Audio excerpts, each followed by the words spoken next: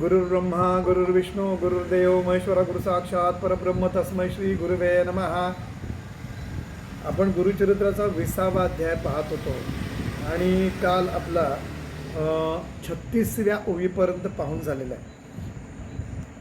तो ब्राह्मण धनाच्या लोभामुळे मृत्यू पावला आणि ज्याने धन घेतलं होतं म्हणजे कर्ज घेतलं होतं ऋण, त्याचा वंश त्यांनी नष्ट केला. या संदर्भामध्ये आपण ती कथा पाहत होतो. ऐसे सांगता द्विजवरी एकोनिसती चिंता करी. आणि ब्राह्मणाने जेव्हा त्यांना सांगितलं हे, तेव्हा ती सती, ती ब्राह्मण पत्नी, ब्राह्मण स्त्री ही चिंता करू लागली. शतद्रव्य आमचे घरी कधी न मिळे परी असा ते म्हणाले की 100 मुद्रा देणं की काय, एवढं तर धन आमच्याकडं नाही आहे वगैरे. कष्ट करून आपल्या देही उपवासादी पूजा पाही मासोपवास एक भावी करीन आपण गुरुसेवा. तर म्हणाले की मी तेवढं धन नाही देऊ शकत वगैरे, पण मी माझं देह कष्टवे उपवास तापास करेल, पूजा करेल, 1 महिनाभर एक चित्तानं आणि गुरुसेवा करेल असं ते म्हणाले. येणेपरी ती नारी सांगे आपण निर्धारी. ती निर्धारपणे ते सांगते. ऐकून या द्विजवरी निरोप दिला त्या वेळी. आणि त्या वेळेला मग त्या द्विजांना निरोप दिला.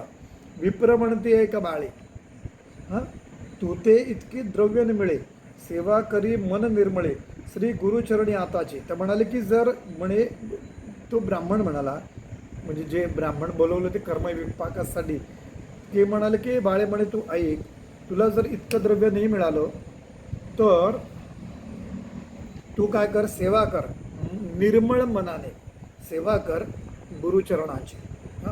निष्कृती तुझे पापासी श्री गुरु करील पर्येसी. आणि तुझ्या पापांचा नाश, निष्कृती हे महाराज करतील, श्री गुरु करतील. औदुंबर सन्निदेशी वास असे निरंतर. आणि त्यांचा औदुंबराच्या तळी किंवा ठिकाणी निरंतर वास असतो. तो कृपाळू भक्तांचे निवारील ब्रह्महत्यसे शक्ती असे तुझी जैसी द्रव्य वेची गुरु निरोपे. आणि म्हणाले की तो कृपाळू आहे आणि तो ब्रह्महत्याचा परिहार करेल, निवारेल. आणि शक्ती म्हणजे तुझी जशी ऐपत आहे त्याप्रमाणे, जशी तुझी क्षमता आहे त्याप्रमाणे तू द्रव्य खर्च कर, म्हणजे धन खर्च कर, गुरु सांगतील त्याप्रमाणे. ऐकुनी द्विजाचे वचन विप्रवनिता संतोषन गेली त्वरित ठाकून जेथे स्थान श्री गुरुचे. आणि त्या ब्राह्मणाचं वाक्य ऐकून ती ब्राह्मण पत्नी ही आनंदित झाली, संतोषित झाली आणि त्वरित ती जिथं गुरुचं स्थान आहे त्या औदुंबर सन्निधानी तिथे ती गेलेली आहे. स्नान करून संगमासी.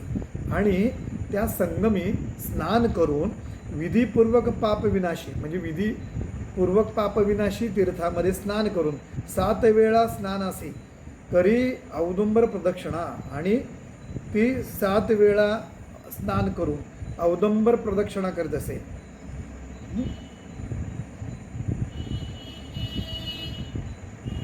काम्यतीर्थी करुणी स्नान, काम्यतीर्थावर स्नान करून उजितसे गुरुचरण.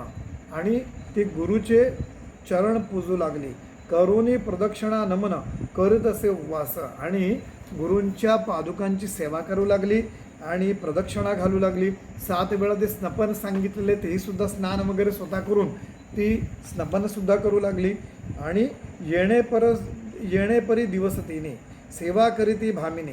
आणि अशा पद्धतीने ती स्त्री सेवा करत असताना तोची विप्र आला स्वप्नी द्रव्य मागे 100. आणि तेव्हा तो जो मृत ब्राह्मण आहे, जो पिशाच योनीत गेलेला आहे, तो ब्राह्मण तिच्या स्वप्नामध्ये आला आणि तो द्रव्य मागू लागला 100, म्हणजे 100 मुद्रा किंवा आजच्या भाषेत रुपये मागू लागला.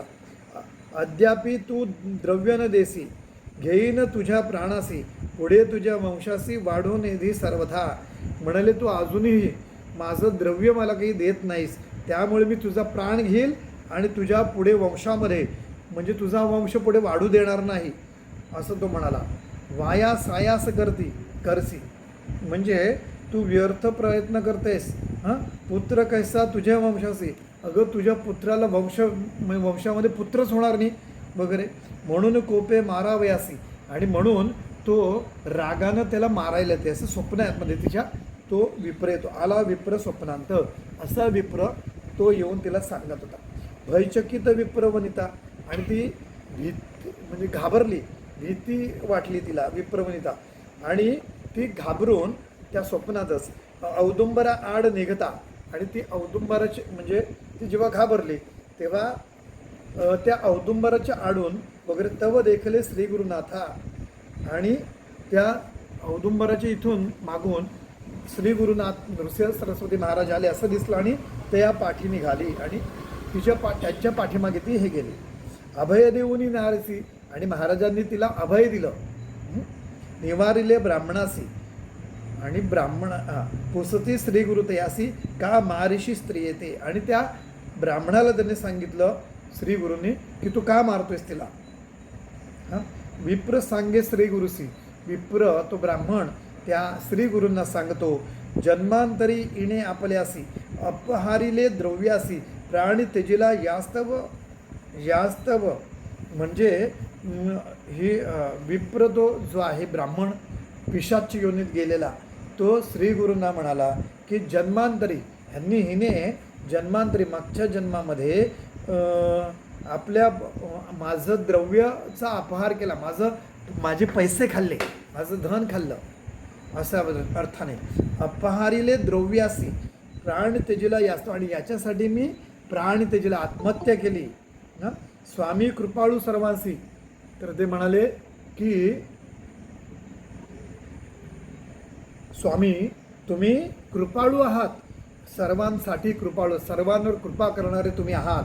आमचे शत्रूचा पक्षपात करसी, आणि तुम्ही मात्र माझे जे शत्रू आहेत, खरं तर माझं धन त्यांनी लुटलेलं आहे, माझा द्रव्याचा अपहार केलेला आहे, आणि तुम्ही पक्षपात करता, तुम्ही त्यांची बाजू घेतायत.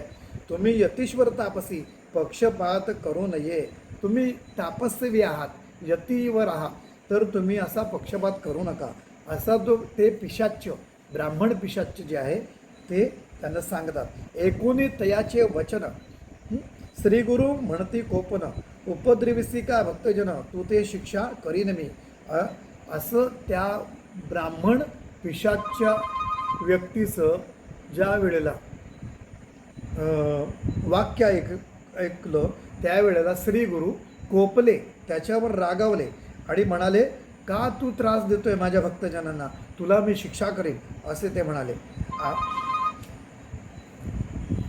आम्ही सांगू जेणे रीती, आम्ही ज्या पद्धतीने सांगतोय ते, जरी एकसी हिताचे अर्थी, जरी ऐकशील तर तुझं हित आहे, तुझं होईल सद्गती, तुला सद्गती मिळेल. पिशाचत्व परिहारेल, आणि तुझं पिशाचत्व आहे, तू पिशाची योनीत गेलेला आहे, त्या पिशाचून योनीतून तू मुक्त होशील, तुझं त्या परिहार होईल तिथून. जे का देईल विप्रवनिता, जी काही ती ब्राह्मण स्त्री देणार आहे, तुवा अंगीकारावे तत्वता, तू त्याचा स्वीकार कर, अंगीकार कर.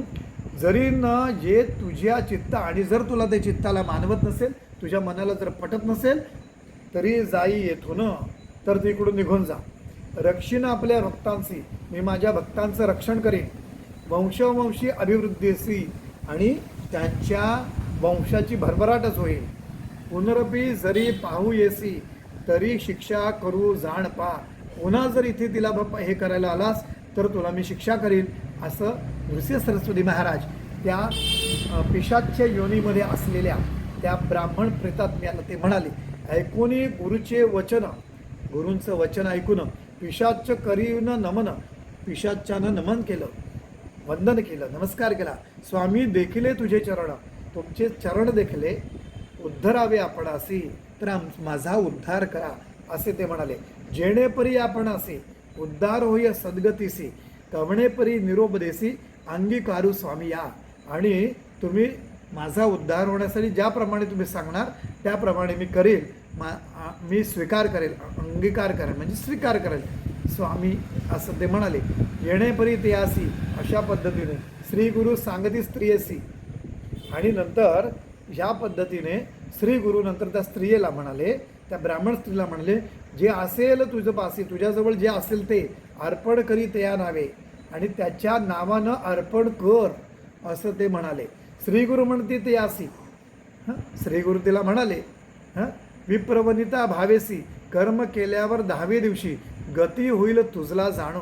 त्या पिशाच्य झालेल्या ब्राह्मणाला ते नृसिंह सरस्वती महाराज म्हणाले की बघ, ही विप्रवनिता म्हणजे ते श्रद्धेने भावनेने जे काही तुझं 10व्या दिवसापर्यंत कर्म केल्यानंतर जी तुला सद्गती प्राप्त होईल, हे जाण.